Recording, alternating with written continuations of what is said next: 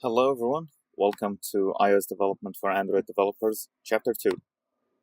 What we'll be working on in this chapter is a library app that will be able to pull information from Google Books API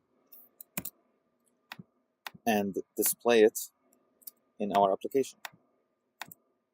So it's powered by what's called Core Data, which is an SQLite wrapper for iOS development that streamlines the process of using databases and hosting them in our application. We'll be working with Safari browser so that we will integrate it inside our app without the need to get out and open it up in a different application. We'll have a little bit of animation in here.